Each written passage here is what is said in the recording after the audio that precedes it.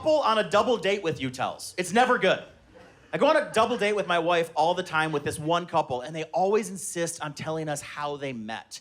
And it's not, they go, oh my God, have you heard about how we met? I'm like, yeah, it's a bad story. No one's rooting for you. Then they do that thing where they're like, no, you gotta hear it. And then they argue over who's gonna tell it. The wife's like, babe, you gotta tell the story. It just reminds me of the young man that I fell in love with. And the husband's like, I've had a few Jack and Coats, love bug. I cannot do that. Why don't you go ahead and give it a stab? And then she's like, no, please, it would make me so happy. And he's like, please, all right, anything for you. And then he starts to tell it. And instantly, she's interrupting him because he's telling it wrong, right? He's like, so there we were one night when I looked over and I saw, babe, it was not the night, okay? I would accept evening, but it was more like an afternoon because we got a picture and the sun is setting and my hair looks pretty good. So I know it was an afternoon, all right?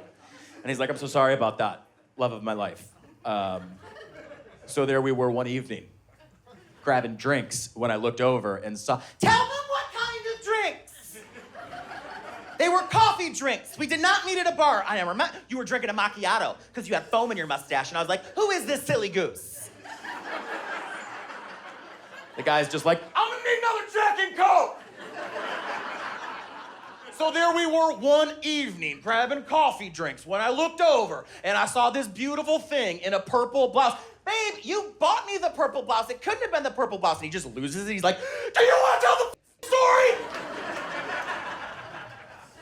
And then my wife and I do that thing that parents do. You get a text, and you're like, ah, shit, something happened to my kids. I gotta go. And then you don't hear from them for a long time. I didn't hear from them for 3 weeks until I got a phone call from a divorce mediator.